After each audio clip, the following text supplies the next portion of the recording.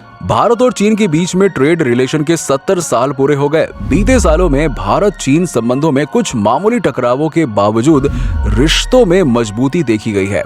दोनों ही देशों ने एक मुश्किल भरे रास्ते से गुजरकर विकास हासिल किया है। तो आइए नजर डालते हैं इंडिया और चाइना के इस रिश्ते के सफर पर। वीडियो शुरू करने से पहले अगर आप हमारे चैनल पर पहली बार आए हैं तो चैनल को सब्सक्राइब कर लीजिए। चलिए वीडियो शुरू करते हैं।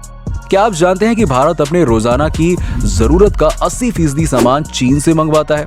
कहा जाता है कि भारतीय बाजार चीन के लिए हब है। एवरेज भारतीय सुबह सोकर उठने से लेकर रात सोने तक न जाने कितने चीनी मैन्युफैक्चर्ड सामानों का इस्तेमाल करता है। दोनों देशों के बीच अब तक 90 बिलियन डॉलर के ट्रेड की बात कही जा रही है। इसमें चीन का भारत को एक्सपोर्टेशन 76 बिलियन डॉलर का है। इसी से समझा जा सकता है कि भारतीय बाजार किस तरह चीनी सामानों से पटे रहते हैं। दिवाली पर लक्ष्मी गणेश की मूर्तियों और सजावटी झालरों तक और होली पर पिचकारी से लेकर रंगों तक सब कुछ अब चीन से ही आ रहा है। भारतीय व्यापारी भी अब आमतौर पर चीन से सामान लाकर उस पर अपना देसी ठप्पा लगाने का काम ज्यादा कर रहे हैं। यहाँ तक भारत अब चीन से भारी मशीनरी भी मंगवाने लगा है। ये भी कहना चाहिए कि अगर चीन से आने वाले सामान रुक जाए तो भारतीय डेली लाइफ पर बहुत गंभीर असर पड़ सकता है। इसमें कोई झूठ नहीं है कि पिछले 2 दशक से भारत में इंडस्ट्रीज खुलने के बजाय बहुत ज्यादा बंद हुई हैं, क्योंकि भारत के बिजनेसमैन के लिए ये ज्यादा सूटेबल हो गया है कि वो बजाय भारत में सामान बनाने या खरीदने के उसे चीन से मंगवा ले। ये उनके लिए न सिर्फ ज्यादा मुनाफे वाला है बल्कि काफी सस्ता भी पड़ता है।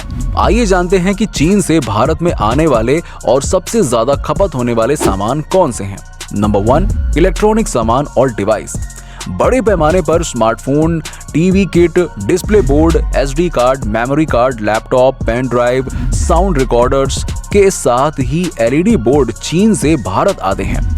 इसमें वायरलेस और कम्युनिकेशन डिवाइसेस भी हैं। इनका सालाना कारोबार लगभग 21.1 बिलियन डॉलर का होता है। Number 2, machinery.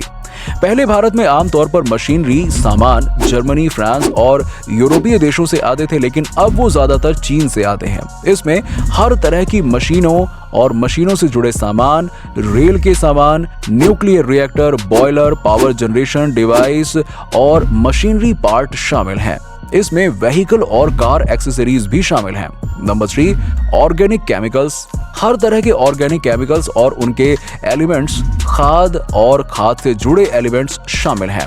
नंबर 4, प्लास्टिक के रोजाना घर से लेकर ऑफिस तक में इस्तेमाल किए जाने वाले सामान बड़े पैमाने पर चीन से ही आते हैं। नंबर 5, आयरन और स्टील मशीनरी।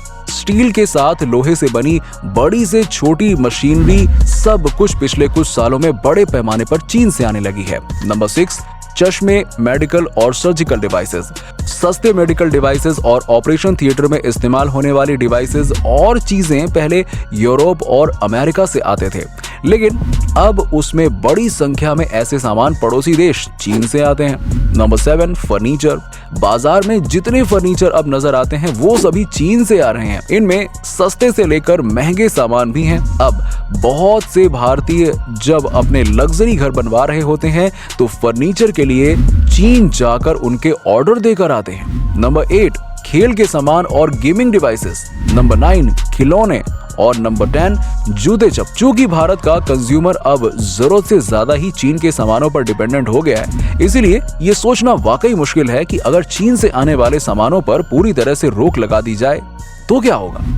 भारत और चीन के बीच लद्दाख बॉर्डर पर बने तनाव के बावजूद दोनों के बिजनेस पर किसी भी तरह का असर नहीं देखा गया। यही वजह है कि दोनों देशों का बिजनेस अब 125 अरब डॉलर के रिकॉर्ड लिस्ट तक पहुंच गया है।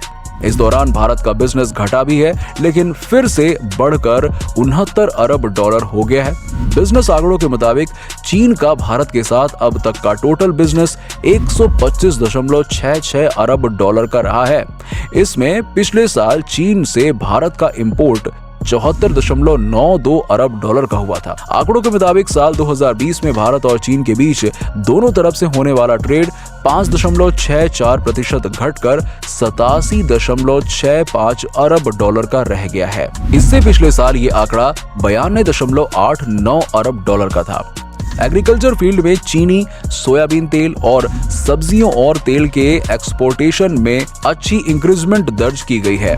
वहीं इस दौरान आम, मछली का तेल, चाय और ताजा अंगूरों का एक्सपोर्ट कम हुआ है। दोस्तों, आपको वीडियो कैसी लगी नीचे हमें कमेंट सेक्शन में कमेंट करके जरूर बताइए। वीडियो पसंद आई हो तो वीडियो को लाइक करें, ज्यादा से ज्यादा शेयर करें और हमारे चैनल को सब्सक्राइब कर लें। मिलते हैं आपसे नेक्स्ट वीडियो में, तब तक के लिए नमस्कार।